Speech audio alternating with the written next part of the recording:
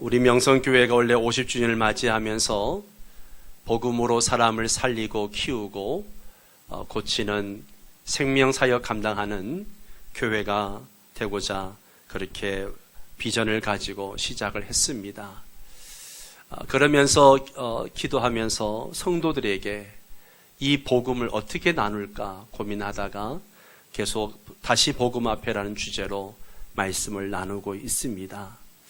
불확실한 시대, 정말 어디로 가야 할지, 무엇을 해야 될지 알 수 없는 시대에 가장 필요한 게 무엇일까? 이 시대의 흐름을 헤아릴 수 있는 넓은 해안이 필요하기도 하겠지만 더 중요한 것은 복음을 바로 알고 복음을 붙잡고 나아가는 것인 줄 믿습니다. 다시 복음 앞에 시리즈 설교를 오늘과 다음 주 이제 마무리하려고 합니다. 복음의 광맥을 가장 잘 드러내고 또 가장 명확하게 보여주는 성경책이 있다면 바로 로마서와 에베소서입니다.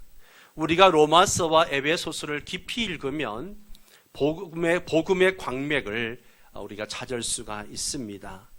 에베소서는 성경 전체를 통해서 주님이 우리에게 보여주시고자 하는 것이 무엇이며 또 무엇을 준비하셨으며 그것을 어떻게 성취하셨으며 우리가 그것을 어떻게 누리는지를 보여주는 책이라고 할 수 있습니다.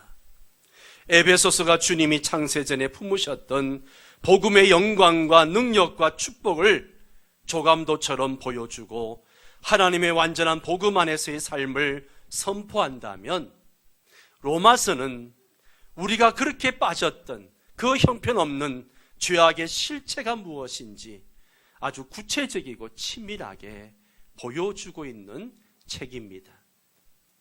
로마서 1장은 하나님의 진노가 불의로 진리를 막는 사람들의 모든 경건하지 않음과 불의에 대하여 하늘로부터 나타나나니 라고 했습니다. 로마서는 죄악의 반역성에 대해서 그리고 그 죄가 얼마나 끔찍한 우상 숭배인지 또 이것이 영적으로 나타날 때에 영적 도덕적으로 어떻게 타락하는지 타락한 내용이 배우 사탄의 모습과 얼마나 일치하는지를 말씀하고 있는 책입니다.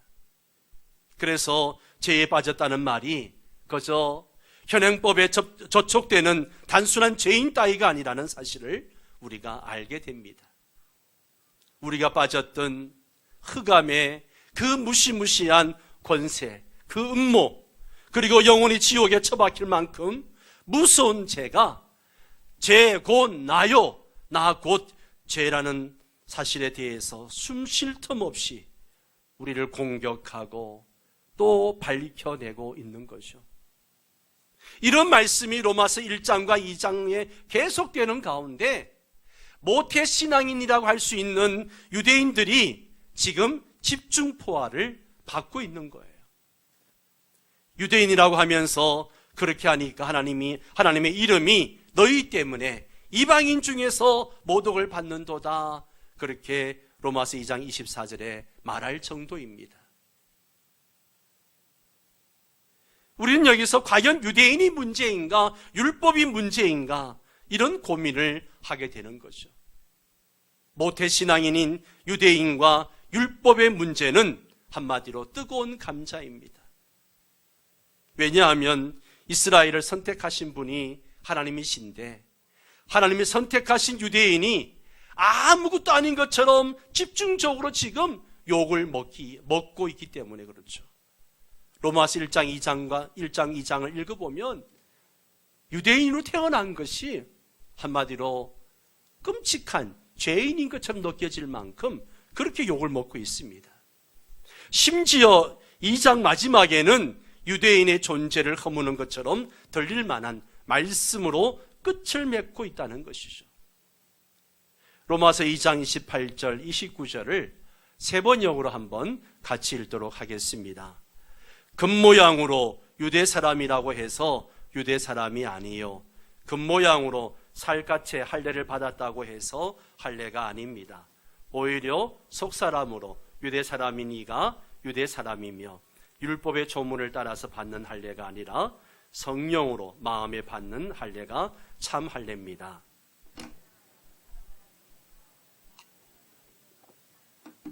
아멘. 이렇게 유대인이 자꾸 질타를 받으니까 혼돈이 생기는 거죠. 왜냐하면 율법은 실존했던 구약시대의 유대인들과 맺은 하나님의 언약입니다. 그리고 그 율법은 선한 것이에요. 주님도 유대인들을 통해서 당신의 계시를 진전시켜 오셨습니다. 그러면 이 언약은 헛된 것인가? 이 언약은 다 무효가 되고 단지 영적 의미로 치부하고 끝낼 것인가? 라고 하는 것이죠. 그럴 수 없다는 겁니다. 그럴 수 없다는 거예요. 유대인과 직접 맺은 실제적인 언약과 영적 이스라엘과 맺은 언약, 두 가지 의미는 여전히 살아있고 하나님은 그 일을 지금 성취해 가실 것입니다. 3장은 그런즉 유대인의 나음이 무엇이며 할례의 유익이 무엇이냐, 범사에 많으니 우선은 그들이 하나님의 말씀을 맡았음이니라. 그렇습니다. 육신의 유대인이 아무것도 아닌 것은 결코 아니죠. 아무리 그래도 하나님도 없이 율법도 없이 제멋대로 산 이방인들과 유대인이 어떻게 같을 수 있겠습니까? 성경도 이것을 인정하고 있습니다. 그러나 결론적으로 유대인과 이방인이 같을 수밖에 없다라고 하는 것은 다 죄인, 즉 존재적 죄인의 생명이기 때문에 근본적이고 본질적인 의미에서 똑같다는 거예요. 아무리 구약시대에 선택받은 유대인이든 지금 우리가 예수를 믿고 구원받은 우리든 모두가 하나님 앞에서는 똑같은 존재적 죄인이라 그렇게 말하고 있는 것이죠. 그래서 로마서 3장 9절과 10절에 말씀하고 있습니다. 같이 읽습니다. 그러면 어떠하냐? 우리는 나으냐? 결코 아니라. 유대인이나 헬라인이나 다 죄 아래에 있다고 우리가 이미 선언하였느니라. 기록된 바 의인은 없나니, 의인은 없나니 하나도 없으며, 죄에 가공할 만한 능력을 근거로 존재로서의 죄를 다루고 있습니다. 우리는 모두 존재적으로 죄성을 가지고 태어났기 때문에 소망이 없다라고 말씀합니다. 그래서 19절과 20절에 율법으로는 안 된다, 율법으로는 도저히 안 된다 라고 선고를 하고 있는 것이죠. 여러분 19절과 20절도 같이 읽습니다. 우리가 알거니와 무릇 율법이 말하는 바는 율법 아래에 있는 자들에게 말하는 것이니 이는 모든 입을 막고 온 세상으로 하나님의 심판 아래에 있게 하려 함이라. 그러므로 율법의 행위로 그의 앞에 의롭다 하심을 얻을 육체가 없나니 율법으로는 죄를 깨달음이니라. 아멘. 아멘. 우리가 복음을 이야기하고 있는 그 선상에서 율법을 이야기하다 보니까 이 율법주의는 그야말로 타도의 대상이에요. 또 우리가 존재적인 죄인이기 때문에 율법을 지킬 수 있는 능력이 없어서 율법으로는 불가능하다는 선고를 내리는 것인데, 그러다 보니까 율법을 공격한다는 생각이 들 수밖에 없는 거죠. 무율법주의, 율법을 공격하고 있는 것처럼 들립니다. 하나님이 율법을 주셨는데 하나님이 주신 율법이 공격을 받고 있다라고 생각하니까 유대적 배경을 가진 유대인들에게는 아무리 복음을 이야기해도 복음을 받아들일 수가 없는 거예요. 이게 걸림돌이 되는 거예요. 자기는 율법이 그래도 하나님이 주신 율법이라 생각했는데 바울이 로마서에서 지금 율법의 무용론을 주장하는 것처럼 오해를 하게 되니까 그게 걸림돌이 되어서 복음을 받아들일 수가 없었던 것이죠. 어쨌든 결론은 났습니다. 로마서 3장 20절까지는 결국 율법으로는 안 된다, 틀렸다, 우리는 끝났다, 우리 편에서의 모든 희망은 이젠 접어야 된다 하는 것이 결론입니다. 이게 로마서 3장 20절까지의 이야기입니다. 여러분, 지금까지 여러분들과 함께 15번에 걸쳐서 이 복음에 대한 이야기를 나누었습니다. 이제 결론 부분인데 너무너무 중요한 부분입니다. 좀 어렵더라도 여러분 잘 들으셔야 됩니다. 로마서 3장 20절까지는 그렇게 결론이 났어요. 율법으로는 안 된다, 틀렸다, 이미 우리는 끝났다라고 이야기합니다. 그런데 그때 하나님께서 3장 21절에 뭐라 얘기하는가 하면 이제는 율법 외에 한 의가 나타났다, 다른 의를 준비해 놓으셨다 라고 선포하고 계신다는 겁니다. 할렐루야. 율법으로는 안 되지만 하나님이 다른 한 의를 준비해 놓으셨다라고 이야기합니다. 그래서 로마서 3장 20절과 21절은 이 성경의 대분수령이 되는 거예요. 로마 3장 20절과 21절은 성경의 대분수령이 되는 거예요. 율법 외에 하나님이 마련해 놓으신 복음의 의도 하나님의 공의를 포함하고 있습니다. 차이가 있다면 율법은 살아야 하는 법이라면 복음은 살게 하는 법입니다. 율법은 뭐라고요? 율법대로 살아야 하는 법이에요. 그러나 복음은 뭐예요? 복음은 살게 하는 법이라는 거죠. 우리를 살게 하는 법이에요. 그러면 이 논제가 왜 필요한가? 앞서 우리는 믿음의 원리, 또 복음의 축복을 누리는 원리를 계속 제가 말씀을 드렸습니다. 그런데 우리에게는 여전히 뭔가 두려움의 여지가 남아있어요. 완벽하고 완전한 복음을 내가 받았지만 여전히 내 안에는 불안하고 두려운 여지가 남아있습니다.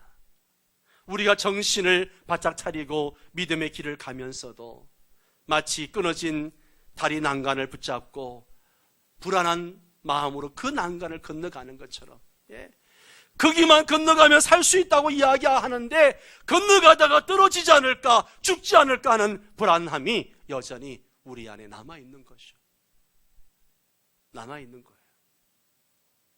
복음대로 살아야 되는데, 복음을 위해서 살아야 되는데, 이 복음대로 살아내야 되는데 내 안에 불안함이 있는 거죠. 살 수 있을까? 나는 못하는데.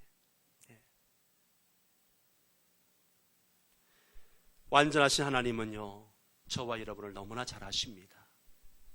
부모가 자녀에게 있어야 할 것을 미리미리 준비해서 자녀를 양육하는 것처럼요, 하나님은 우리가 어떤 환경 가운데 있든지 우리에게 무엇이 필요한지 정확히 아시는 분이십니다. 그래서 하나님을 여호와 이레의 하나님이라 그렇게 말하지 않습니까? 이제 우리는 감탄하지 않을 수 없는 하나님의 또 다른 준비를 보게 될 것입니다. 로마서 3장 20절과 21절에서도 바로 이런 구도가 계속 반복되는 것을 볼 수 있습니다. 로마서 3장 23절 말씀을 보세요.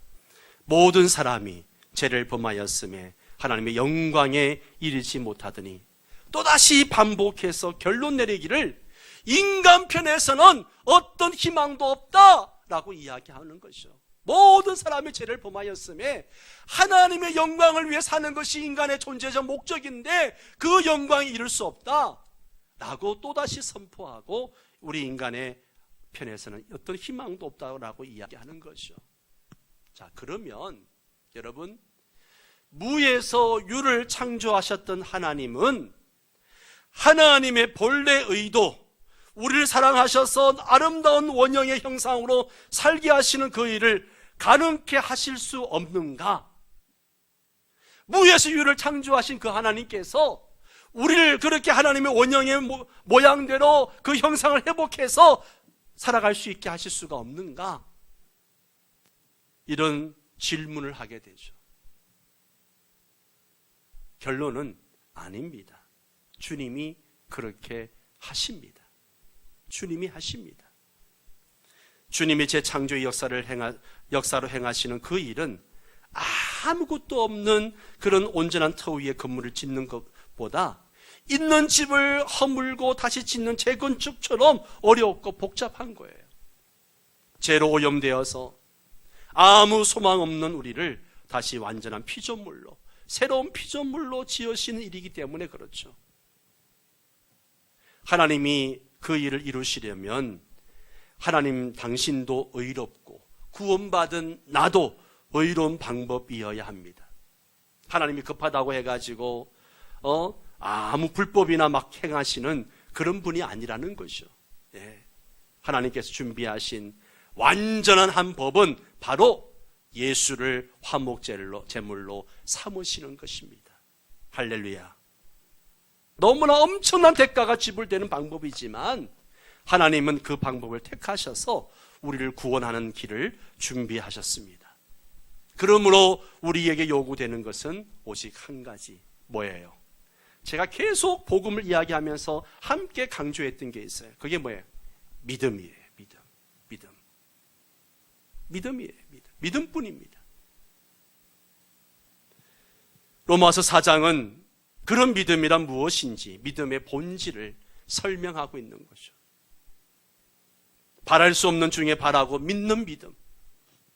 자기를 의롭다 하시는 이를 믿는 자에게 하나님은 그 믿음 자체를 의로 여기십니다. 받을 자격이 없는데 베풀어 주시는 은혜를 믿는 그 믿음을 하나님은 우리의 공로로 삼아 주십니다.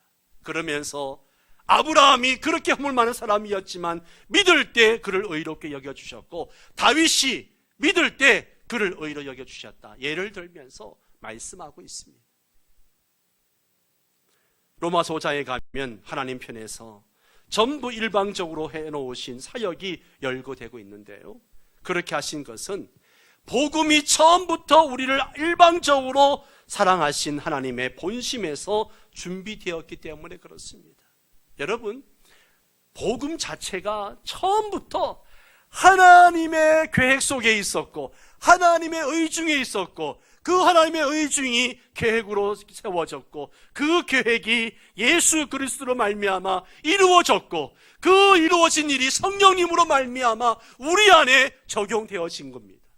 복음은 처음부터 끝까지 우리 편에서 한 일은 아무것도 없습니다. 일방적으로 하나님께서 이루어 놓으신 일입니다. 12절 이하의 아담 한 사람의 범죄함으로 말미암아 사망이 온 것처럼 이제는 예수 그리스도 안에 있는 이 은혜로 말미암아 모든 사람이 생명을 얻는 그런 생명의 원리를 말씀하고 있는 것이죠. 이제 로마서 6장에서는 본격적으로 주님이 십자가에서 이루신 일과 우리의 믿음을 하나로 이루는 일을 말씀하고 있습니다. 그게 뭐예요? 바로 세례를 얘기하는 거죠. 3절 4절은 세례에 대한 말씀으로 우리가 세례를 받는다, 믿었다라는 말은 우리가 예수와 함께, 그와 함께 죽고 그와 함께 다시 사는 것, 이것이 복음이라는 겁니다. 여러분, 세례의 의미는 옛 자아를 가졌던 나는 주님이 십자가에 못 박히실 때에 함께 죽었습니다. 그리고 하나님께 대하여는 다시 산자로 일어나는 것, 이게 세례의 의미입니다. 로마서 6장 6절과 7절 말씀을 제가 한번 읽겠습니다. 우리가 알거니와 우리의 옛사람이, 이 옛사람은 뭐예요? 저주받고 병든 자, 죄악을 거부할 수 없는 그런 우리 옛사람을 얘기하는 거예요. 그 옛사람이 예수와 함께 십자가에 못 박혔다. 예수님이 2000년 전에 십자가 못 박히실 때에 내 옛자도 그때 함께 십자가에 못 박혔다는 거죠. 죄의 몸이 죽어 다시는 우리가 죄에게 종로로 타지 아니하려 함이니, 7절에 이는 죽은 자가 죄에서 벗어나 의롭다 하심을 얻었습니다. 여러분, 우리는 하나님 앞에 죽었다 깨나도 의롭다 함을 입을 수가 없는 사람이에요. 그런데 내 옛사람이 십자가에 못 박힐 때 같이 죽고 우리가 예수 안에 다시 살았을 때에 주님은 우리를 의롭다라고 이야기하십니다. 죽고 사는 문제가 아니고는 죄에서 벗어날 길이 없습니다.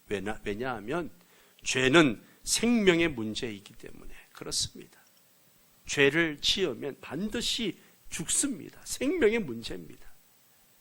6장은 주님이 이미 이루신 진리가 우리의 믿음 안에서 실제가 되기 위하여 우리의 믿음이 움직이는 믿음, 실제하는 믿음, 살아있는 믿음이 되려면 세 가지, 여기라, 드리라, 계속 신뢰하라는 결단의 요소가 있다는 것을 가르쳐 주고 있습니다.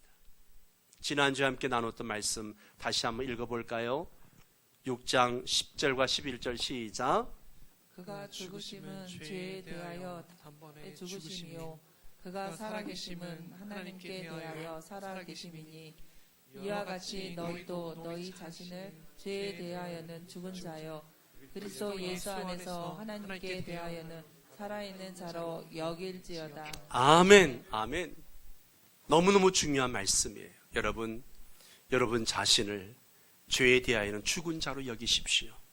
그리고 하나님께 대하여는 산 자로 여기십시오. 하나님의 말씀이 주어질 때마다 펄떡펄떡 살아난 그렇게 움직이는 그런 생물들처럼 하나님의 말씀이 주어질 때마다 펄떡펄떡 일어나고 역사하고 반응하고 아멘하고 그렇게 할 수 있어야 됩니다. 반대로 제가 나를 미혹하고 유혹할 때는 쳐다보지도 마세요. 움직이지도 마세요. 그냥 죽은 자처럼 지내세요.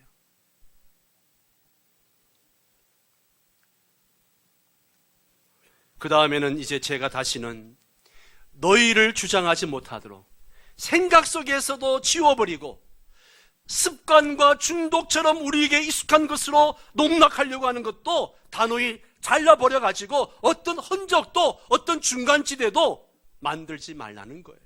남겨두지 말라는 겁니다. 그대로 계속해서 자신을 죄에 대하여는 죽은 자요 하나님께 대하여는 살아있는 자로 여기고 하나님 앞에 구체적으로 드리라 라고 말씀하고 있습니다. 나의 생명과 존재와 시간과 나의 모든 꿈, 내게 속한 모든 것을 온전히 드리고 그 사실에서 여러분 절대 물러서지 마세요. 계속되는 도전과 유혹 앞에서도 100%의 믿음으로 동일한 원리로 여기고 드리고 계속 신뢰하며 나가시기를 바랍니다. 그러면 주님이 친히 여러분을 온전케 하시고 굳게 하시고 강하게 하시고 저를 견고하게 하실 것입니다. 성경은 이미 이 말씀을 외치고 있는 거죠. 내가 믿는 자를 내가 알고 또한 내가 의탁한 것을 그날까지 그가 능히 지키실 줄을 확신합니다. 너희 안에 착한 일을 시작하신 이가 그리스도 예수의 날까지 이루실 줄을 우리가 확신하노라. 아멘. 아멘. 예. 6장은 여기고 드리고 계속 신뢰하기 어려울 것처럼 생각하는 사람들에게 우리가 전에도 동일하게 병든 자아를 지독하게 섬기며 살아왔다라고 지적하고 있습니다. 내가 누구의 말을 듣고 순종할지 결정하는 순간 우리는 그 사람의 종이 되는 것입니다. 그러므로 이제는 오직 나를 새 사람으로 창조하신 주님께 종이 되어서 거룩함에 이르는 열매를 맺으라 그렇게 말씀하고 있는 거죠. 이 놀라운 주님의 은혜를 듣고도 우리 마음속에 여전히 어떤 생각들, 어떤 감정들이 있는가 하면 이제는 재미 다 끝났다. 이제는 무슨 재미로 사나? 내가 다 드리고 그렇게 살아가면 나는 뭘로 사나? 무슨 재미로 사나? 이런 슬픈 감정과 함께 또 반대로 어떤 나쁜 믿음이 있는가 하면 그래도 난 다시 죄를 짓고 말 거야. 나는 또 넘어지고 말 거야. 나는 실패하게 될 거야. 내가 어떻게 그렇게 살아? 이상하게 이런 쪽으로 믿음이 잘 자리 잡고 있어요. 예. 이쪽으로 믿음이 참 강하거든요. 예. 나는 안 될 거야. 나는 그렇게 못 살아. 예. 이런 믿음의 심지가 얼마나 견고한지 몰라요. 이런 귀신 같은 여지를 남겨두어서는 절대 안 됩니다. 6장은 죄의 싹은 사망이요, 하나님의 은사는 그리스도 예수 안에, 우리 주 안에 있는 뭐라고요? 영생이니라. 이 23절로 끝이 납니다. 이게 6장의 마지막이에요. 그리고 곧장 이어져야 될 구절이 어딘가 하면 8장 1절이죠. 8장 1절 말씀 같이 읽습니다. 그러므로 이제 그리스도 예수 안에 있는 자에게는 결코 정죄함이 없나니. 아멘. 아멘. 여러분, 로마서 6장 23절과 로마서 8장 1절이 연결되어져야 이 논리상 맞아요. 이게 맞는 거예요. 이렇게 연결되어서 복음으로 말미암은 영광스러운 승리의 장으로 알려진 8장이 이어져야 맞습니다. 그런데 그 사이 뭐가 끼어져 있어요? 7장이 끼어져 있습니다. 7장. 그래서 7장을 로마서의 함정이라 그러죠. 7장에 저와 여러분이 되게 좋아하는 성경 구절이 나와요. 어떤 성경 구절이에요? 7장 24절. 한번 같이 읽을까요? 시작. 오호라, 나는 곤고한 사람이로다. 이 사망의 몸에서 누가 나를 건져내랴. 우리가 성경을 읽다가 이 구절을 딱 보는 순간 우리 눈이 그냥 번쩍 떠지면서, 야, 그 봐라, 바울 같은 사람도 그렇게 복음을 이야기하다가 결국 우리와 똑같이 율법을 온전히 이룰 수 없다고 이야기하지 않느냐, 안 된다고 하지 않느냐. 그러면서 우리가 원하는 쪽으로 빠지려고 작정하는 거죠. 적당히 그러면 자기를 타협하고 합리화시키고 막 그럽니다. 이것이 로마서 7장의 함정이에요.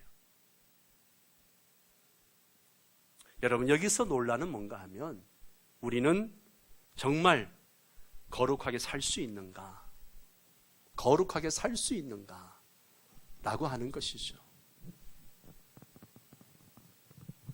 바울도 그렇게 심각하게 고민했던 거룩의 문제, 나도 할 수 있는가?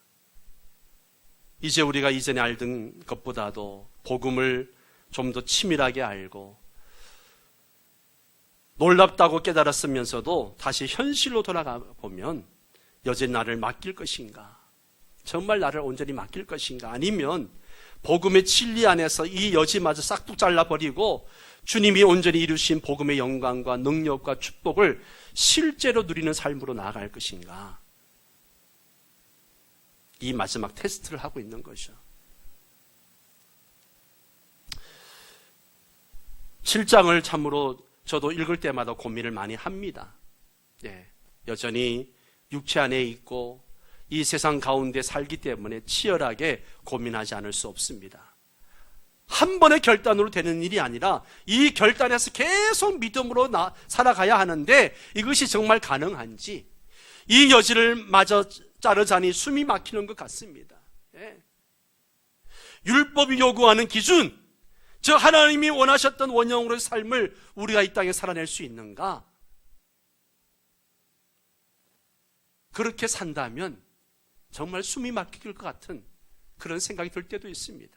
그러면서 한편으로는 그래, 이거는 내가 죽어서 천국에 가서나 온전히 살 수 있는 것이지, 내가 영화로운 몸이 되어서야 가능한 이야기지, 이 땅에서는 절대 가능한 일이 아니야. 이렇게 논란의 여지가 있는 거죠. 여러분, 이 말은요, 결국 율법의 요구를 이루어낼 수 있느냐 없느냐 하는 거예요. 여러분, 한번 진지하게 생각해 보세요. 여러분, 복음대로 살 수 있습니까 없습니까? 여러분은 살 수 있습니까 없습니까? 이 고민 안 해보면 이 단계를 넘어갈 수가 없습니다. 이 로마서 7장을 묵상하기 위해서 여러 주석들과 여러 목사님들 설교집들을 보면요, 거의 비슷합니다.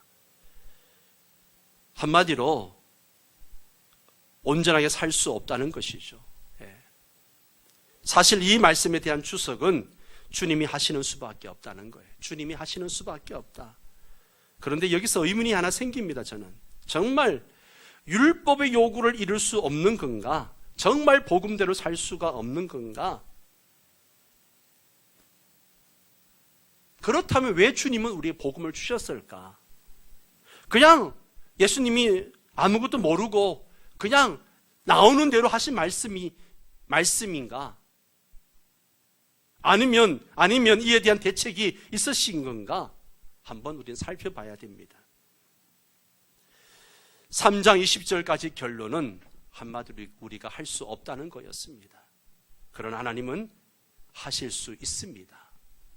율법으로는 안 됩니다. 지켜야 되는 법, 살아야 되는 법은 우리로서는 불가능하죠. 절대 불가능합니다. 그러면 우리가 어쩔 수 없으니 하나님도 어쩔 수 없다 그렇게 말하는 것입니까? 아니면 하나님은 하실 수 있다는 것입니까? 결론은 하나님이 하실 수 있다는 거죠. 하나님이 다른 한 의를 준비해 놓으셨습니다. 하나님은 우리에게 살게 하는 법을 주신다라고 하셨습니다. 이 논리가 성경 전체의 논리입니다. 나는 할 수 없지만, 나는 율법대로 살 수 없지만 하나님은 하실 수 있다라고 하는 게 성경 전체의 논리입니다. 그러면 성경은 7장을 어떻게 해석합니까? 7장의 논제는요, 간단합니다. 우리는 이 땅에서 살아가는 동안 율법의 요구를 이룰 수 없습니다. 율법의 요구가 우리에게 이루어질 수 없다라고 이야기합니다. 성경이 이렇게 말하죠. 우리 힘으로는 율법의 요구를 이룰 수 없다. 그러나 복음이 주어졌는데 복음은 율법의 요구를 이룰 수 있다라고 말하는 거죠.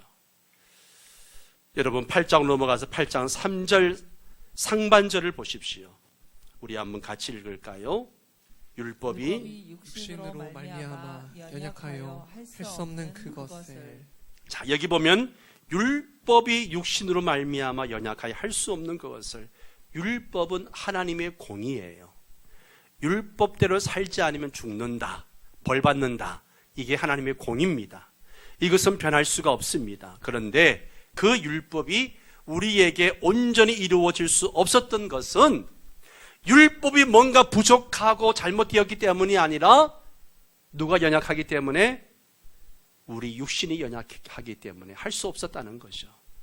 율법은 완벽한데, 율법은 완전한데 그 완전한 율법을 우리가 이룰 수 없는 이유가 우리 육체가 연약하기 때문이에요.